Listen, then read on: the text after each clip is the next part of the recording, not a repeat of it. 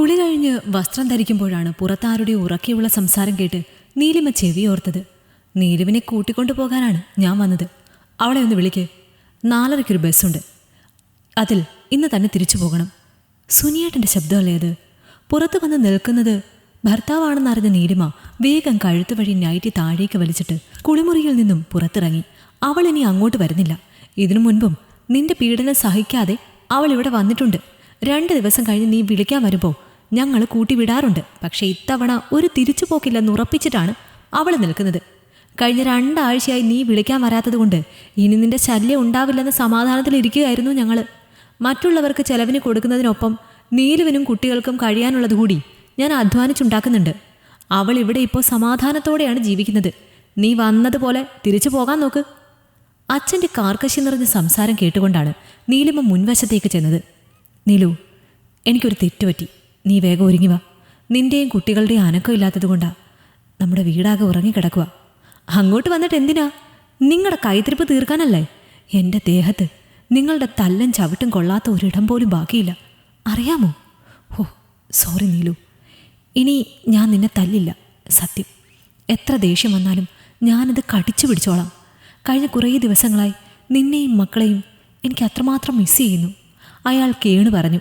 അവൾ വരുന്നില്ലെന്ന് നിന്നോട് മലയാളത്തിലല്ലേ പറഞ്ഞത്? ഇനിയും നീ ഇവിടെ നിന്നാൽ ഞാനിനി പോലീസിനെ വിളിക്കും, നീലിമയുടെ അച്ഛൻ അമർഷത്തോട് പറഞ്ഞു. അച്ഛാ, അതൊന്നും വേണ്ട. ഒരു വട്ടം കൂടി ഞാൻ ഇയാളുടെ കൂടെ പോയി നിൽക്കാം. എന്നിട്ട് മതി പോലീസും വക്കീലും ഒക്കെ. ദേ സുനിയേട്ടാ, ഇത് ലാസ്റ്റ് ചാൻസാണ്. ഇനി ഇങ്ങനെ ഉണ്ടായാൽ ഞാൻ പിന്നെ ഡിവോഴ്സിനുള്ള വഴി നോക്കും. അതിനിടയാക്കരുത്. അവൾ മുന്നറിയിപ്പ് കൊടുത്തു. ഇല്ല നീലു, നിനക്കിനി ഒരു ബുദ്ധിമുട്ടും ഞാൻ ഉണ്ടാക്കില്ല. മോളെ, ഇനിയും നീ ഇവനെ വിശ്വസിച്ച് പോവുകയാണോ? വസ്ത്രം മാറാനായി അകത്തേക്ക് കയറിയ മകളോട് അയാൾ ആശങ്കയോടെ ചോദിച്ചു. അതെ അച്ഛാ, ഞാൻ പോകുക. ബാക്കിയൊക്കെ വരുന്നിടത്ത് വെച്ച് കാണാം. സുനിയുമായി പിണങ്ങി വന്നെങ്കിലും കഴിഞ്ഞ കുറച്ച് ദിവസങ്ങളായി വല്ലാത്തൊരു വീർപ്പുമുട്ടലിലായിരുന്നു നീലിമ. വീട്ടിലെ അച്ഛനും അമ്മയും കൂടാതെ വിദേശത്ത് ജോലിയുള്ള ആങ്ങളയുടെ ഭാര്യയും പിന്നെ ചെറുപ്പത്തിലെ വിധവയാകേണ്ടി വന്ന ചേച്ചിയും 2 കുട്ടികളും അവിടെ ഉണ്ടായിരുന്നു. ചേച്ചിയും കുട്ടികളും തന്നെ അധികപ്പറ്റായിട്ട് നിൽക്കുമ്പോഴാണ് താനും 2 കുട്ടികളുമായി കയറി ചെല്ലുന്നത്. ഭർത്താവുമായി പിണങ്ങി വന്ന താൻ ഇനി ഒരിക്കലും തിരിച്ചു പോകില്ലെന്നറിഞ്ഞപ്പോൾ തന്നെ നാത്തൂൻ്റെ മുഖം കറുത്തു. അല്ല, അവളെ കുറ്റം പറഞ്ഞിട്ട് കാര്യമില്ല. ഭർത്താവിൻ്റെ അച്ഛൻ്റെയും അമ്മയുടെയും ക്ഷേമം നോക്കി തൻ്റെ കൈക്കുഞ്ഞുമായി സ്വസ്ഥവും സമാധാനവുമായി ജീവിക്കുമ്പോഴാണ് സ്വർഗത്തിലെ കട്ടുറുമ്പ് പോലെ മൂത്ത സഹോദരിയും കുട്ടികളും കടന്നു വരുന്നത്.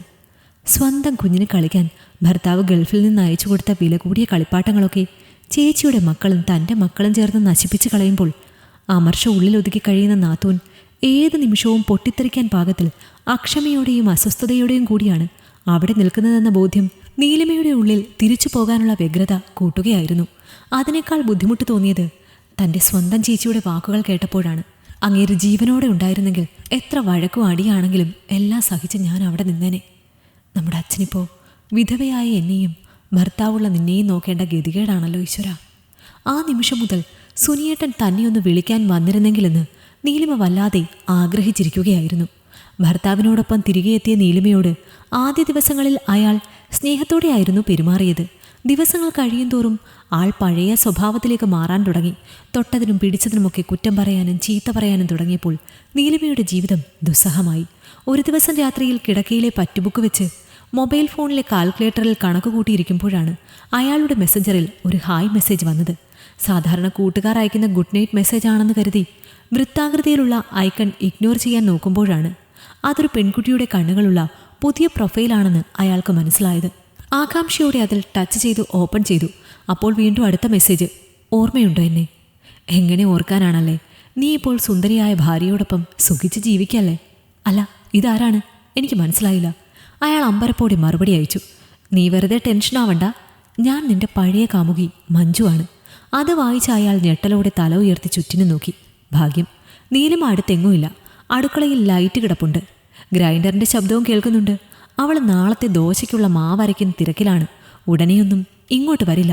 അയാൾ സമാധാനത്തോടെ വീണ്ടും മെസ്സഞ്ചറിലേക്ക് നോക്കി. അവളെന്തോ ടൈപ്പ് ചെയ്യുകയാണ്. നിനക്ക് സുഖാണോടാ? എത്ര നാളായി നിന്നെ കണ്ടിട്ട്. നീ ഇപ്പോൾ എന്തെടുക്കുക? അതെ സുഖാടി, ഞാനൊരു പലചരക്ക് കട നടത്തുവാണ്. അല്ല, നീ എന്ത് ചെയ്യുന്നു? ഭർത്താവിനെയും പിള്ളേരെയും നോക്കി വീട്ടിൽ തന്നെ ഇരിപ്പാണോ? അല്ലടാ, ഞാൻ കല്യാണമൊന്നും കഴിച്ചില്ല. ഞങ്ങൾ 3-4 കൂട്ടുകാരികളും ചേർന്ന് ചെറിയൊരു ബിസിനസ് ചെയ്യുന്നുണ്ട്. പിന്നെ ദുർബലരായ സ്ത്രീകളെ സഹായിക്കാൻ ഒരു വുമൺ ഹെൽപ്പ് ഡെസ്ക് എന്നൊരു സംഘടന ഉണ്ടാക്കിയിട്ടുണ്ട്. ആഹാ, നീയപ്പോൾ ചെറിയ പുള്ളിയൊന്നും അല്ലല്ലേ?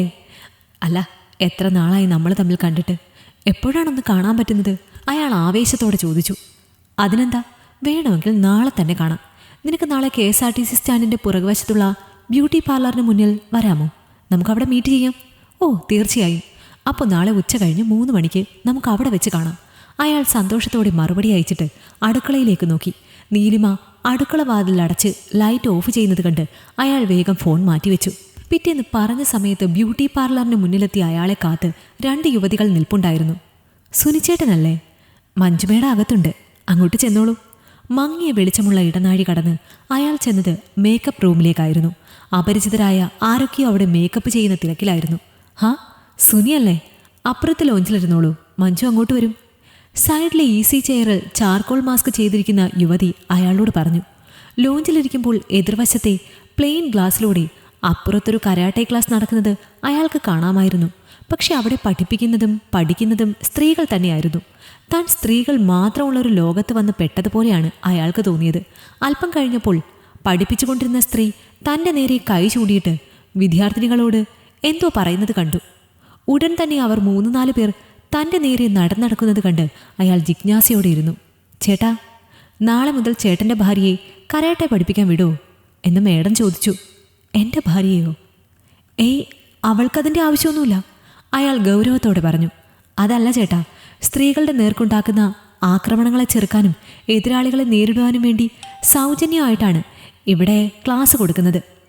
ചേട്ടൻ ഭാര്യ അയച്ചാൽ മാത്രം മതി. പറ്റില്ലെന്നല്ലേ പറഞ്ഞത്? അയാൾ അരിശത്തോടെ ചാടി എഴുന്നേറ്റതും മുന്നിൽ നിന്ന യുവതി അയാളുടെ മുഖം അടച്ച് ഒരടി കൊടുത്തു. കണ്ണിൽ നിന്ന് പൊന്നീച്ച പറന്നോ എന്നയാൾ ഇതുവരെ കേട്ടിട്ടേ ഉണ്ടായിരുന്നുള്ളൂ. ഇപ്പോഴാണ് നേരിട്ട് അനുഭവിക്കുന്നത്. എടീ, നീയെന്നെ തല്ലിയല്ലേ നിന്നെ ഞാനിന്ന്! ചീറിക്കൊണ്ടുവന്ന സുനിയുടെ നേരെ മറ്റൊരു യുവതിയുടെ കാലുയർന്നു പൊങ്ങിയപ്പോൾ അയാൾ തൻ്റെ സ്വകാര്യ ഭാഗത്ത് 2 കൈകൾ കൊണ്ട് അമർത്തി താഴേക്കിരുന്നു. എടാ സുനി, നിന്നെ പോലെ ഭാര്യമാരെ തല്ലുന്ന ഭർത്താക്കന്മാരെ നേരിടാനുള്ള കായിക അഭ്യാസങ്ങളാണ് ഞങ്ങളിവിടെ പഠിപ്പിച്ചുകൊണ്ടിരിക്കുന്നത്. നിന്നെ അതൊന്ന് നേരിട്ട് ബോധ്യപ്പെടുത്താനാണ് ഞാൻ നിന്നോട് ഇങ്ങോട്ട് വരാൻ പറഞ്ഞത്. ഈ നാട്ടിൽ ഇങ്ങനെ ഒരു ടീം ഉണ്ടെന്നറിഞ്ഞ് നീലിമയുടെ അച്ഛനാണ് ഞങ്ങളെ വിളിച്ച് മകളുടെ ദുരിതത്തെക്കുറിച്ച് പറഞ്ഞത്. പക്ഷേ ഈ കാര്യം നീലിമയ്ക്കറിയില്ല. പിന്നെ നീ പണ്ട് എന്നെ തേച്ചിട്ട് പോയൊരു വൈരാഗ്യവും എനിക്ക് നിന്നോടുണ്ടായിരുന്നു എന്ന് കൂട്ടിക്കോ. ഇനിയും നീ നീലിമയോട് കന്നത്തരം കാണിച്ചാൽ ഇങ്ങനെയൊന്നും ആയിരിക്കില്ല ഞങ്ങളുടെ പ്രതികരണം. ഇത് വെറും സാമ്പിളാണ്. ഇനി മുതൽ മര്യാദയ്ക്ക് നീ നീലിമയോട് പെരുമാറിക്കൊള്ളണം, കേട്ടല്ലോ? തൻ്റെ മുന്നിൽ നിൽക്കുന്ന മഞ്ജുവിനെ അർത്ഥപ്രാണനോടെ നോക്കിയ സുനി ഒരു കാര്യം മനസ്സിലുറപ്പിച്ചു. കാലം പഴയതല്ല, സ്ത്രീകൾ ദുർബലരുമല്ല. എന്തിനേയും നേരിടാനുള്ള പ്രാപ്തി അവർ സ്വയം നേടിക്കഴിഞ്ഞു. അതുകൊണ്ട് നീലിമയോടിനി സ്നേഹത്തോടെ പെരുമാറാൻ പാടുള്ളൂ.